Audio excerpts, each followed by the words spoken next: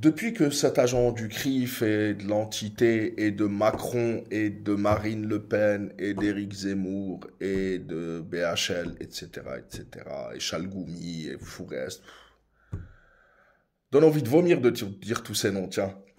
Depuis qu'il a été arrêté, pour des causes très très graves, puisqu'il s'est attaqué à l'intégrité territoriale de l'Algérie, lui qui est marocain d'origine, qui est un Algérien de papier donc, parce que c'est son comportement qui fait de lui un Algérien de papier, il y a beaucoup de réactions. Et justement, l'Express qui nous dit Boualem Sansal Kamel Daoud, ne touchez pas à nos cordes vocales. Et Tribune, ils ont fait parler un Tunisien soi-disant, qui n'a rien de tunisien bien sûr, et qui nous dit nos cordes vocales. Les cordes vocales de qui? De la France. C'est bien ce qu'on vous dit.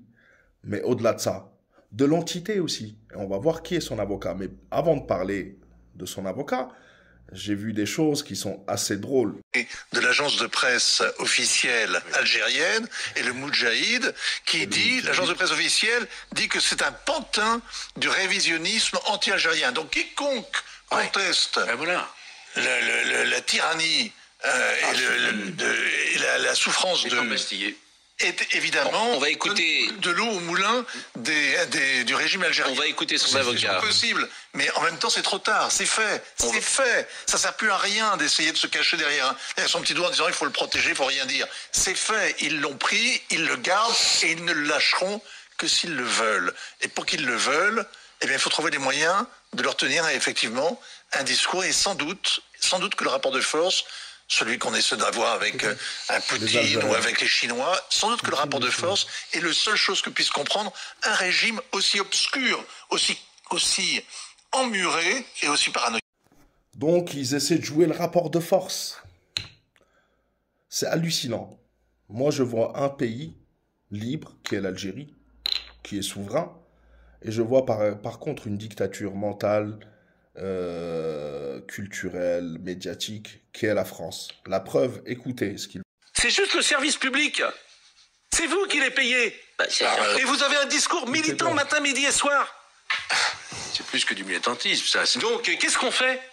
Je trouve que là, qu'est-ce que vous suggérez? le problème dans l'émission, c'est qu'à la limite, qu'il y ait des personnes qui n'aiment pas le discours de Boualem Sansal, pourquoi pas, mais qu'il n'y a pas de discours hostile, il n'y a pas de discours contradictoire. Mais surtout, est-ce que c'est le moment de le dire? Est-ce que c'est vraiment le moment de le dire? On n'aime pas Boualem Sansal. Évidemment. Et de donner des arguments aux Algériens.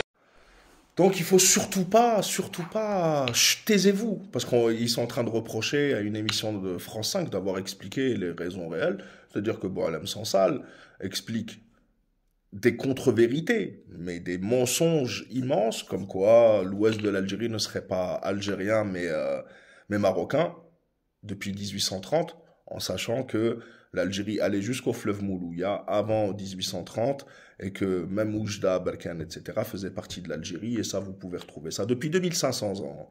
Depuis la Numidie jusqu'à nos jours, ça a toujours été comme ça, mais ça s'appelle une atteinte à l'intégrité territoriale algérienne. Donc, Boualem Sansal, l'écrivain du CRIF, et quoi d'autre? Pas plus la parole. Vous savez très bien que dans une partie de l'intelligentsia française, il n'y a pas eu d'accord d'Évian. Ah bon? Ça veut dire quoi? Vous savez Parce qu'il y a une frappe. Alors là, je vous demande peut-être de prolonger ce que vous venez de dire. Une partie de l'intelligentsia française est encore dans la guerre d'Algérie. Alors oui, je confirme bien, et votre émission le montre bien, qu'une partie de l'intelligentsia française est encore dans la guerre d'Algérie, là où on est passé à autre chose, nous, mais on n'oublie pas. On va écouter d'autres choses qui sont très intéressantes. Ils ont accusé l'Algérie d'être une dictature, etc., etc. Ok. On va écouter son avocat parler, par exemple, et on va voir qui est son avocat. Le CRIF n'est pas loin. Je vous donne la parole d'une seconde, Philippe Guibert. Je vous propose d'écouter l'avocat de Monsieur Sansal, qui n'a aucune information. Rien du tout. Olivier Pardo. Et qui était tout à l'heure sur Radio Luxembourg. Ce que je sais aujourd'hui, c'est que, ce que je crois savoir d'après les informations qui m'ont été transmises, c'est qu'il sera présenté au parquet cet après-midi. Jusqu'à présent, il n'a pas eu accès à une défense.